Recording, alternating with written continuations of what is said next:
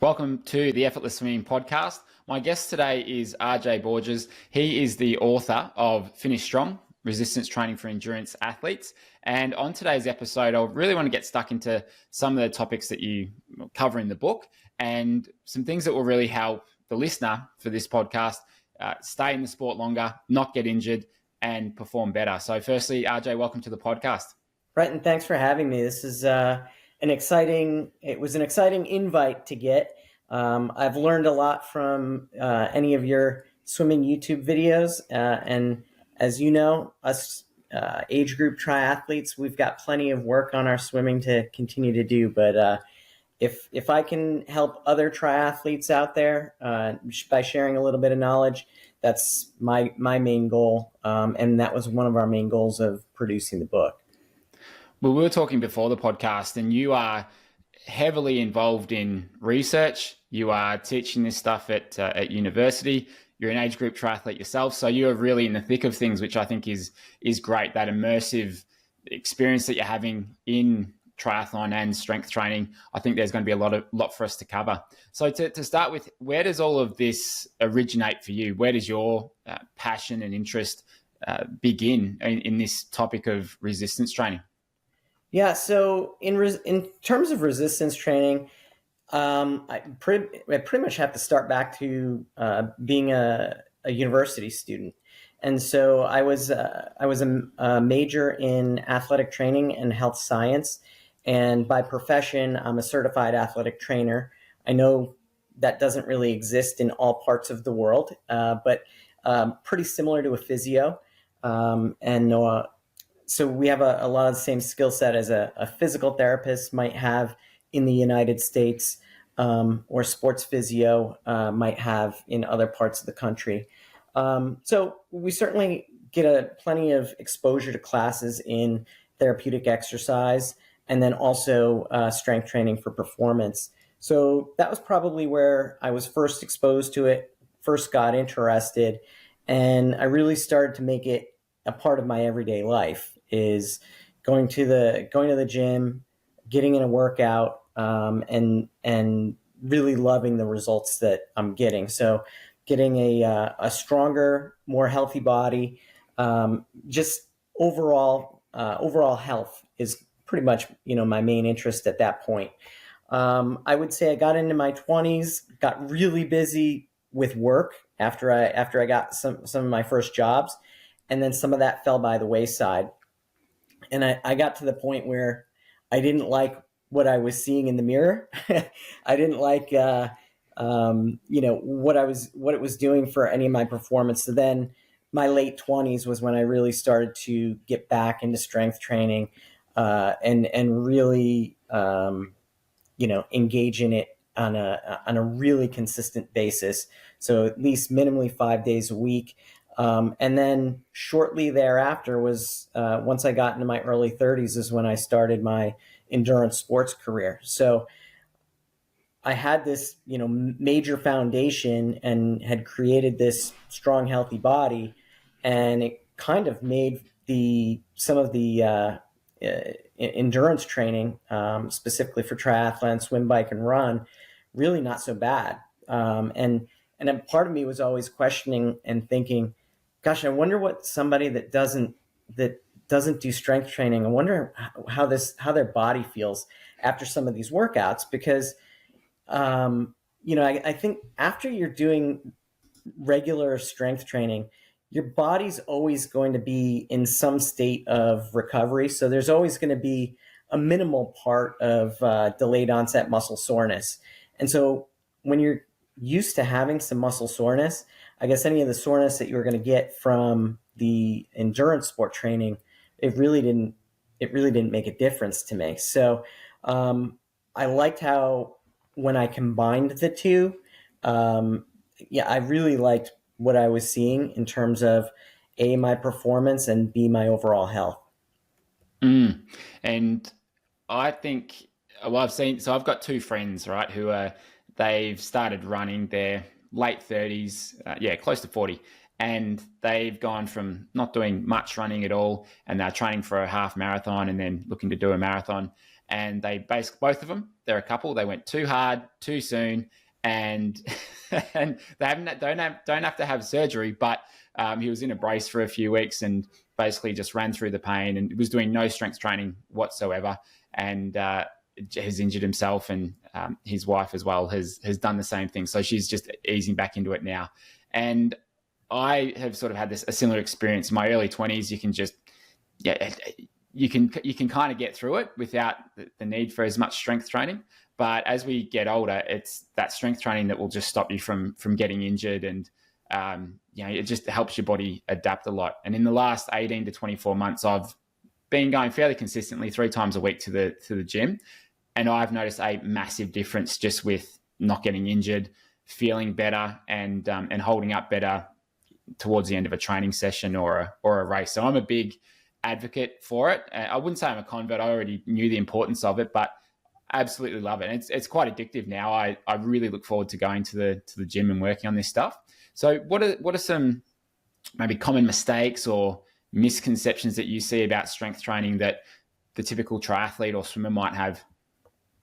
Yeah, I mean, I think that sometimes people don't understand that they've got to follow the same rules that they're following for their endurance training. And so you want to have planned, purposeful training sessions. And so, you're always going to be doing, speed work. Sometimes you're going to be doing an endurance set as a swimmer. Sometimes it's really more about the speed work. The same thing kind of goes at the gym. There should be a specific purpose of what you're trying to accomplish. And I've heard from a number of folks where they say, I know I'm supposed to go to the gym. I just don't know what I'm supposed to go and do. And I said, then you need to just get my book. We've got planned workouts for you. And then you actually can see what you should actually be doing. So, and I guess what I'm saying in terms of planned, you need to plan on hitting all of the correct muscle groups, right?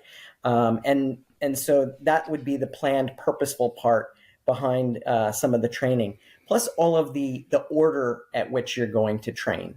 Okay, so that's all part of being planned and purposeful. So you really want to always start out with any of your mobility work.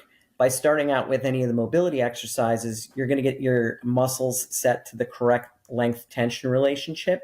And then that's going to allow for a better workout. So you'll be able to reach greater ranges of motion throughout some of the lifts. And that's going to be an important part. So I think that's a major misconception is like, well, all I got to do is go. You do have to go. That's definitely frequency is by far the frequency and consistency of that frequency is the number one thing. The other thing that I hear sometimes is people think that you've got to be there for like these super long sessions. And so the big thing that I always hear is there's just no time. I can't do it. And I said, you definitely can do it. I said, you can definitely make time. And I think people don't realize is we become very good at wasting time on social media and some other things. And I don't want to, get sidebarred and make this about something else. But if you have a planned, purposeful session of 30 to 45 minutes, you can accomplish a lot. You can get a full body workout in that time and you'll be fine. So, a lot of people are just like, I don't have an hour. I said, you don't need an hour. And you also don't need to go every day. If you can give me 3 days a week, that's going to be fantastic. For us, one of the things that we did in the book was we periodized around the training schedule. And so we're understanding that, there is a time crunch once you're in peak training time for your endurance sport. So as a triathlete that's training for an Ironman event, you are going to be limited on time. I get that. And so at that point in time, maybe you're only going to be able to get 2 quality sessions of 30 to 45 minutes in per week. But as long as they're full body training sessions, it's going to still have purpose. And so that would be pretty useful for you. Let's see, what are some of the other things? I get into it a lot with people about whether or not strength training is actually good for endurance sports athletes. Um, and so maybe you've heard some of this, Brenton, but from the cellular level, your muscles are going to make adaptations based on how you train. So if I'm training it to be aerobic, by doing my endurance sports, then it's going to take on those characteristics. Or if I'm training it anaerobically, like what I'm doing in the weight room, then now I'm going to stunt some of what's going on at the cellular level. What are your thoughts on that? Because I often will get into it with other professionals about this. Well, in terms of all the physiological stuff, I'd say that is not my strong point. No, Yeah, no, that's so, okay. but from my own personal experience, though, when I have done strength training, I found it just my body doesn't break down in a longer or harder session. It holds up, and so then my technique and my form maintains for the rest of the session, and then I'm able to maintain my speed. So I just I find it's very helpful, and I haven't seen any signs that it's working against that aerobic Right. development. Thank you, because you and I agree on the same principles, and I this is I feel that it's so important that we're having that strength to maintain form, and proper form is everything for a swimmer for certain, and then certainly for a runner too. So if somebody's an age group triathlete, and they're training for Ironman, and I just did Ironman Mont Tremblant 2 months ago, and when you're out on that run course, you start seeing a lot of poor run form, and people Mm, really start breaking down, and it's because their muscles just aren't holding them and into that correct posture, into that optimal posture anymore. So, to me, I will take that any day.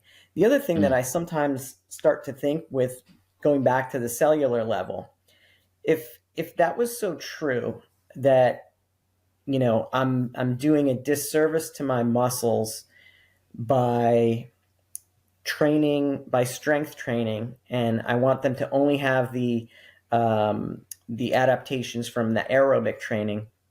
Why isn't it that the person with the biggest VO2 max doesn't win every race? So mm, there's something to be said for mechanics falling apart and things like that. So, especially in triathlon, where we're going to be swimming, biking, and running, it's hugely important to be doing the strength training. It took a mm. while too, I would say, for swimmers to kind of come around, to get into the strength training. I would say probably maybe it was like not in the like mid 90s or something that finally it was starting to become a little bit more common for swimmers to start doing weight room training sessions. And then even to this day, there's still some cross country coaches out there, for runners that will just say, I don't know, I'm really worried about that they'll start to contaminate their muscle with the anaerobic training, and so we really just want them to focus on the aerobics. And I'm always just scratching my head because of the mechanical breakdown. And so Mm. I so as I mentioned, by profession, I'm an athletic trainer, but my PhD is in biomechanics, and so that's always something that I'm super passionate about is what's going on with our form and our overall mechanics, and how is that breaking down over time. Fatigue plays a huge role in this, and the more that we do the strength training, the more we're going to be able to reduce the effects of the fatigue. We'll be able to hold on to that proper form. proper form is everything in swimming. I mean, you're clearly going to be faster that Mm. way.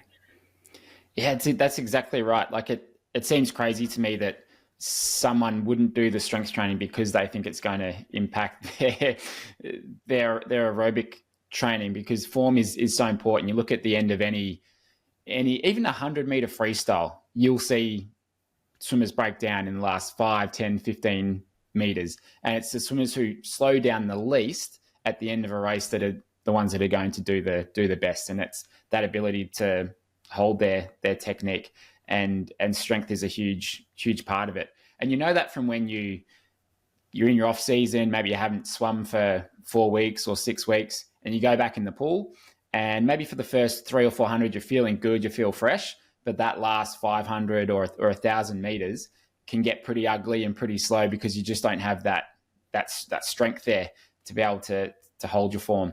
So it's just such an important piece of the puzzle. So it seems crazy that someone would say no, it's not worth doing.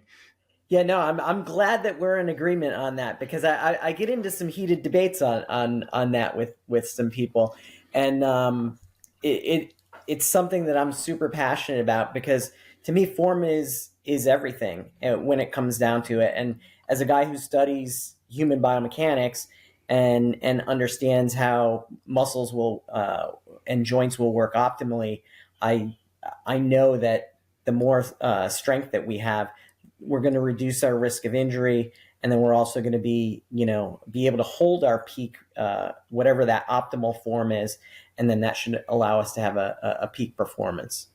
Mm. I think I told this on a recent podcast. I can't remember, but there's this machine that I've been using. It's like a back extension machine. So you start from like a curled position, and then you sort of press against it, and then go back. I had a lot of issues with my back about 2 years ago, and just kept tweaking it, and would sort of put me out for a day or two. And I originally started at 40 pounds on this machine. I'm up to 120 pounds now, and I haven't had any issues with my lower back for the last 18 months or so. And I would often get it from if I was sitting down a lot. So just that fatigue from sitting in a airplane seat or in the car or at the desk for a long time, or just fatigue from if I was surfing for 2, 3, or 4 hours, you're just continuing to compress a little bit in the lower back. And towards the end, it would just start to be very weak, and I wouldn't be able to hold myself together very well as I was popping up, and just kept doing my back, and it was so frustrating. So that's one of the reasons why I'm such an advocate for this strength training, is I've seen the results of it, and and it's just I just think it's one of the best things that people can do. And I mean, you've worked probably with a lot of athletes, you've probably seen a lot of different people. Do you have any examples or stories of people who you've seen having included this, or having maybe had a good strength training program that's helped them get better results or prevent injury? Yeah. So in terms of, I would say the vast majority of what I could tell you in terms of stories would be injury reduction as a result of their strength training. However, I'm the strength and mobility training coordinator for a triathlon team. And let's see. So I took a couple notes just to jot this down. So in this past year, and this is a team of 25 athletes, we've had 79 top five performances, 41 personal bests. So, and this is the first year that we've included the strength and mobility training in. So this was a triathlon coach that recognized the importance of what we were doing. He said, "Hey, let's team up. Let's work together." And it's some combination of his training and then what I'm providing for our athletes too, in terms of the strength and mobility work. So we have had success in terms of having a few less injuries. Again, this is small anecdotal evidence, but it's evidence nonetheless. Another good performance story that I would have is a really close friend of mine. Unfortunately, she moved away, but I had worked with her while she was here. Really talented triathlete. She was a Division I collegiate swimmer, so she's always one of the first females out of the water. And so she just had a top 5 performance at Ironman Arizona 70.3 this past weekend. She used to always struggle with knee injuries, and so her her running was always just very poor because of trying to fight through knee pain. And I had this chat with her. I said, "Look, we've got to work on your core, and specifically, we've got to work on your glutes because you've got a glute dysfunction." So we did some basic a movement assessment with her. We decided what we needed to work on, and she was one of those people that was super receptive to it and said, I'm making this change because I know I can be really good in this sport. She's like, I need to do this. And so, we worked together. This is probably like 10 years ago. And this is the culmination over the years of her sticking with it. And, now I'm hearing a lot less from her of knee pains back or things like. So she's just going, and she's always having some really awesome performances. So hers is one of those ones where I think she was already talented to begin with. I do think that some of the strength training helped with her performance, but clearly being able to make it to the start line, to be able to go and compete, I think the strength training has definitely helped with the reducing the injuries for her. What's another one I can tell you? Here's an interesting one, and this is actually one that I talk in my book. So I had an age group triathlete, decent, probably like usually like top 10% finisher, but he was starting to have a lot of low back and specifically SI joint dysfunction. And so, kind of did the movement assessment with him. Also, asked some questions about what he was doing for swimming. He ended up being a unilateral breather. So he really created a major side dominance issue. And side dominance is a major problem. So aside from, working with triathletes, I've got plenty of experience working with team sports athletes. So specifically like throwing athletes. And a throwing athlete's always going to have a side dominance. And so what it does is it takes the body's natural kinetic chains and brings them out of balance.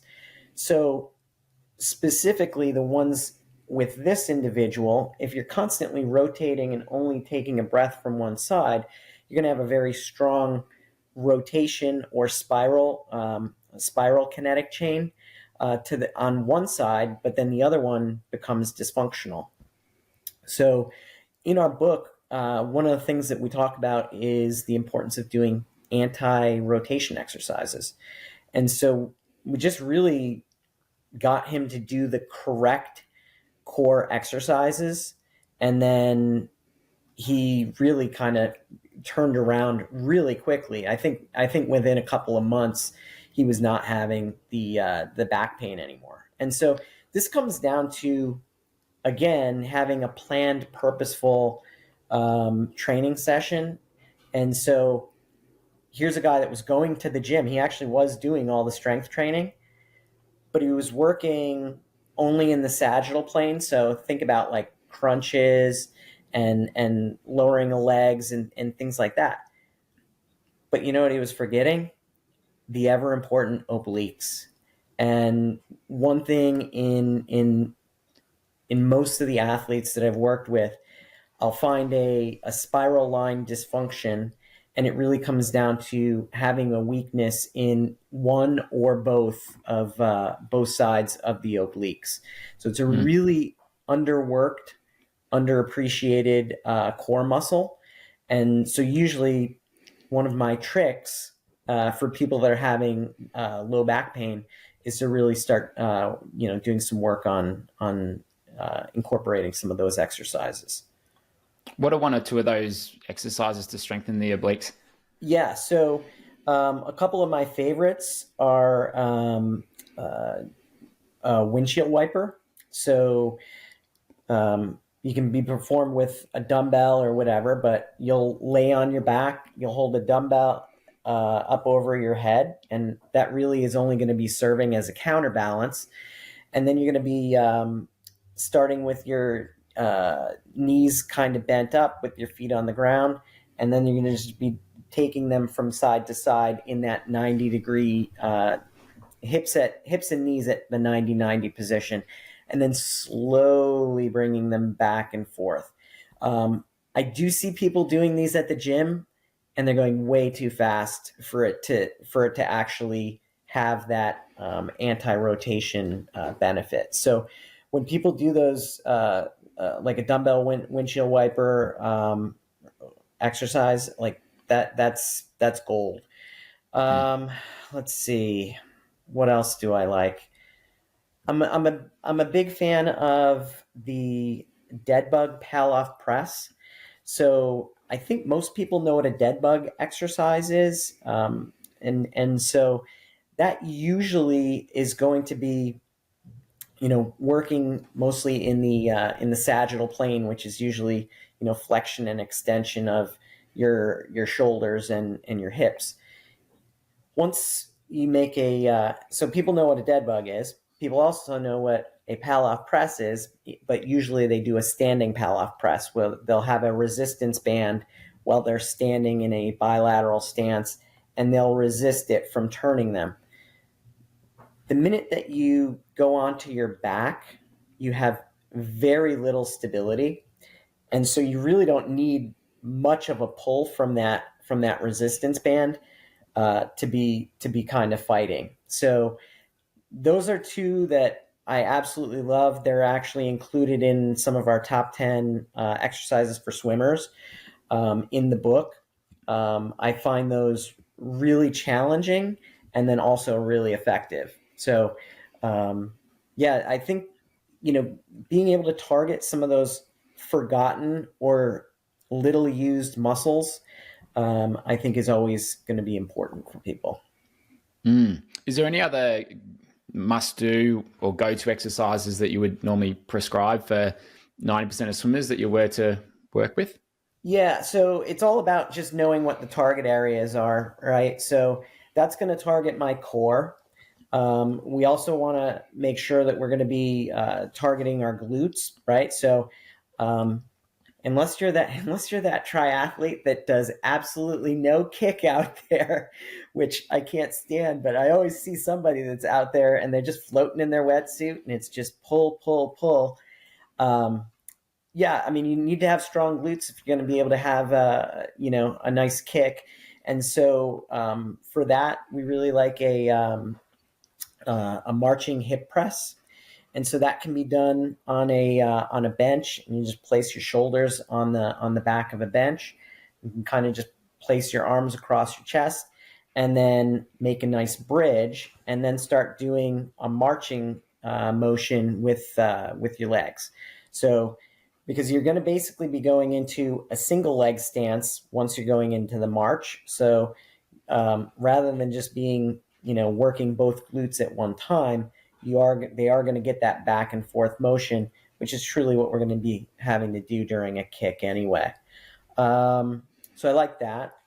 Other areas or regions that are going to be super important for a swimmer is going to be building a nice strong back and scapular stabilizers. So scapula is going to be that back of the shoulder region that really needs to be stable, because that's an anchor, essentially, the way I look at it. That ends up being an anchor for our true shoulder joint.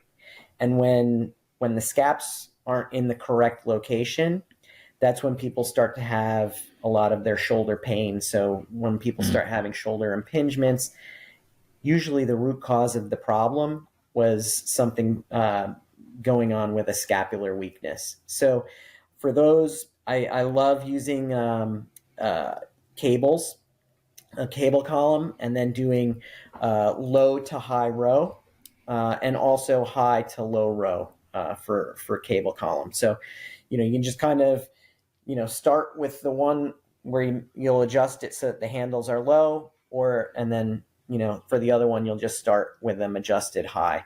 I do think that both of those are going to be, really critical for developing the strength there. So those are a couple of the strength exercises. The one thing that we always talk about is don't neglect mobility.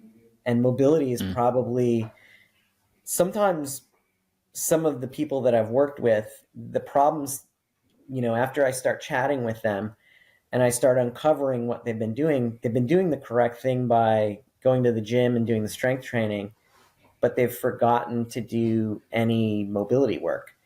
And so, if you're doing one without the other, you're going to only create more of an imbalance. And so the key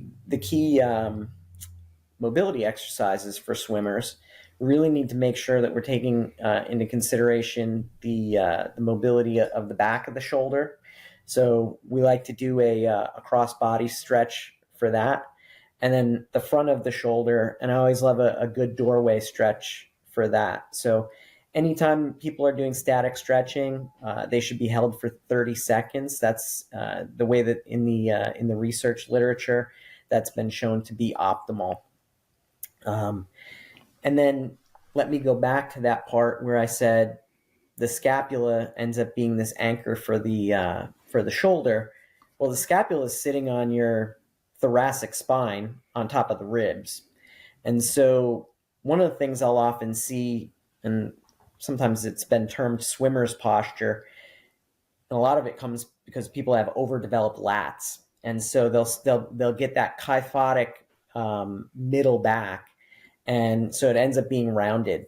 And we really want to try to fight that, because once that gets rounded, that's going to change the rib orientation, and then that change in rib orientation is subsequently going to affect the orientation of the scapula itself. So it's really critical to do a lot of extension exercises. So I love doing an extension over a foam roller for my middle back. And then I also love exercises that promote rotation in the middle back. So a thread the needle or a book opener, those end up being really, really good exercises to be doing. So again, I think we chatted already. I think I might have mentioned that always important to do the mobility exercises first prior to your workout session, to be planned and purposeful, and then get into the strength training sets. Yeah, we do a bit of mobility testing and then some TheraBand exercises when we go away and run our camps. We're in Thailand 2 weeks ago, and we did some tests with the swimmers there, and majority of them, I'd say 75% of them, are in the lower range of those mobility tests. Like we do a combined lateral raise, do a thoracic rotation test, and you just see people are really, really stiff. And this stuff takes time. It takes many months to be able to improve on it, and just that consistency with the mobility work and the strength work. But you're going to be going through that time anyway. And if even 5-10 minutes of some mobility work before each session or before each strength session, it makes a big difference. It does add up. And if you've got that patience and that willingness to just go, all right, I'm going to stick with this for 6 months, 12 months, you will see an improvement, and you will absolutely feel a difference when you're swimming. It is night and day from seeing someone who's very limited with their range of motion. You can see that. I look at technique all the time. I analyze swimmers, and you can see when people are exceptionally tight through the upper or lower back, through their hips. You can notice it, and it does limit their ability to get into the right position. So it's a big factor. And as much as I'd love to say, like, just do the technique work, well, maybe you can't get into the right positions yet. So we need to be able to look at some of this other stuff as well. Yeah, and You said a couple of things. I love that you actually do testing on the athletes prior to, and then you actually are assigning, the corrective exercises to then go ahead and fix that. I think that's huge. And you're so right on the fact that you don't fix this overnight. Strength training, you don't fix, you can't improve strength in one training session. It doesn't work like that. And the same thing happens with mobility exercises, because what you're trying to do is create new lengths within your fascia and within the muscles. And one thing that we should probably talk about is the fact that as people age, so once you start to reach that age, that ever important age of 40, it's a magic age where the body chemistry really changes. And once your body's chemistry is going to change like that, what happens is your tissues become stiffer. So the muscle becomes stiffer. The joint capsules become stiffer. So now you've got a lot more to fight through, and it's going to take a little bit more time to actually get at. Unfortunately, people like in their 20s and 30s, they're usually getting away with things. It doesn't really matter. They're like, I can just, I don't need the mobility exercise. I'll be fine. Then all of a sudden it will catch up to people eventually. And so as in the older athlete, really taking the time to do the mobility exercises is important. I had mentioned, that I'm working with that coaching group, and we have a couple of younger triathletes on the team, but the vast majority of the individuals on the team are over 40. And so one thing that I did with our programming was make sure that it was a little bit heavier of an emphasis on the mobility training compared to the strength training. So I figured, I said, we'll dial back the strength training just a bit, really try to get a focus on that so that people are going to be able to get to the correct muscle lengths, and then be able to have better form, better mechanics, certainly improve your swim as you had mentioned.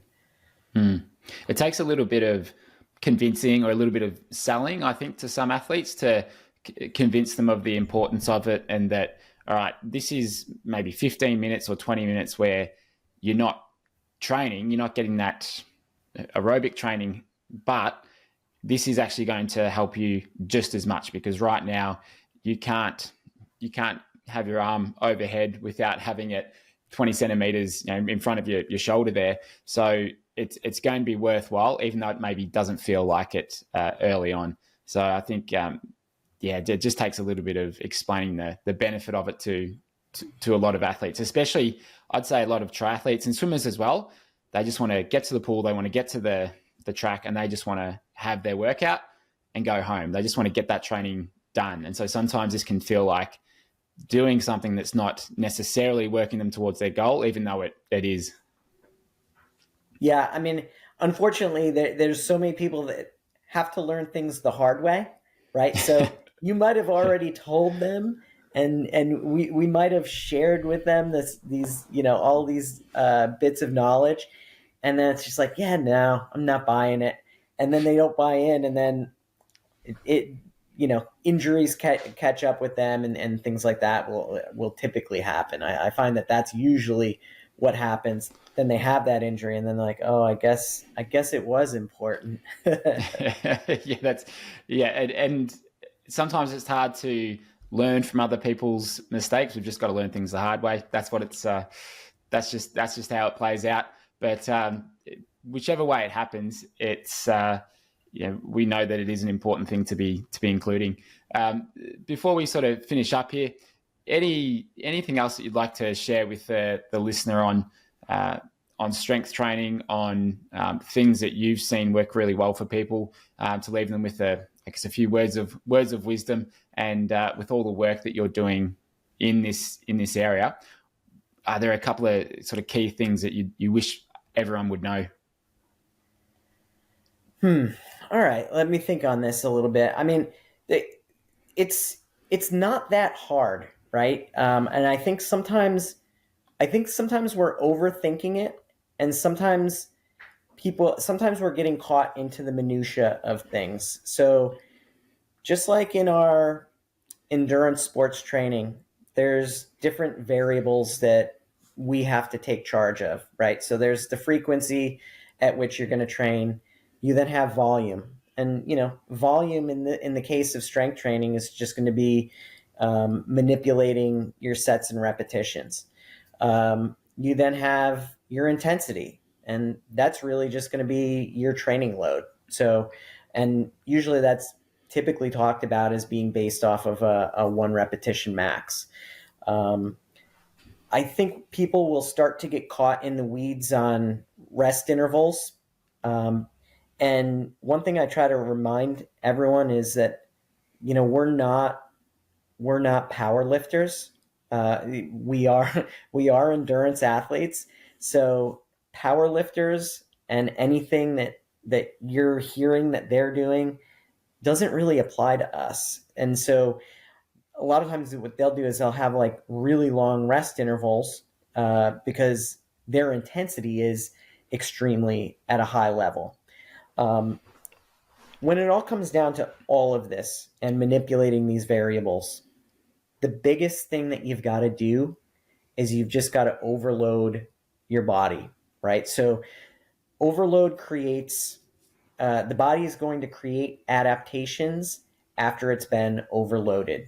So if Brenton is giving you a swim workout and he's got you swimming however many meters at whatever intensity, it's going to create a training load.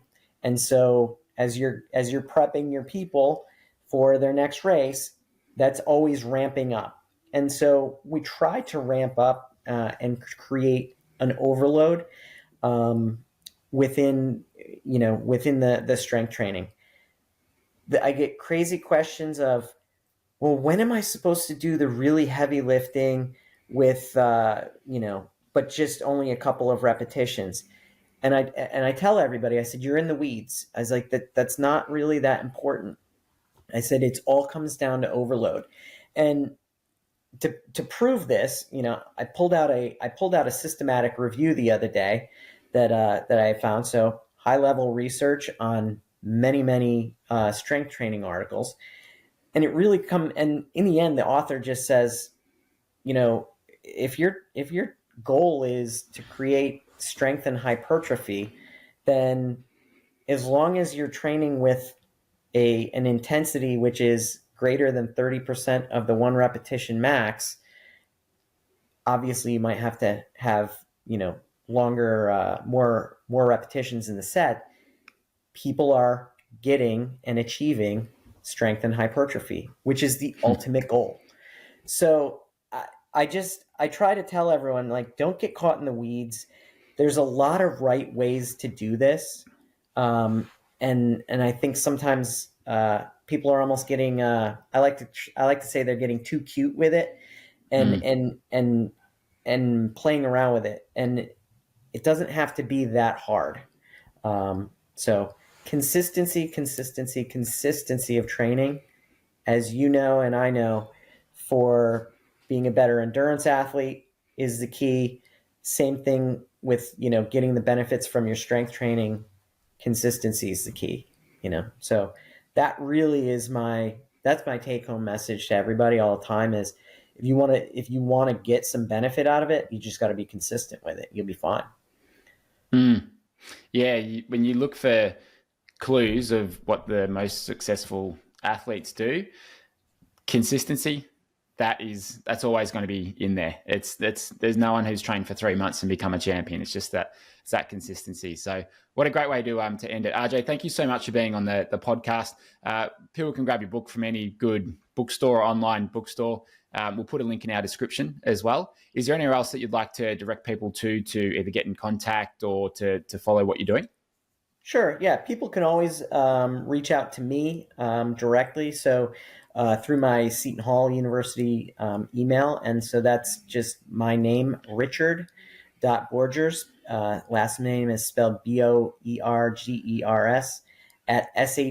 @shu.edu. We also do have a Instagram account for our book, and that is finish_strong_book. Awesome, and we'll put those in the show notes as well. Thanks again, and this has been a great episode, and it's something that I've really enjoyed over the last 2 years, is doing more strength training. And I think sometimes people think that they're worried about getting big and bulky, as a triathlete or a swimmer, but that's really hard to do.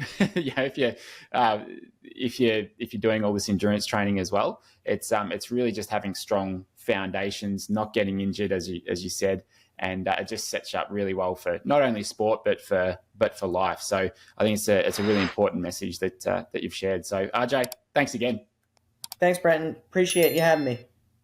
Take care, everybody.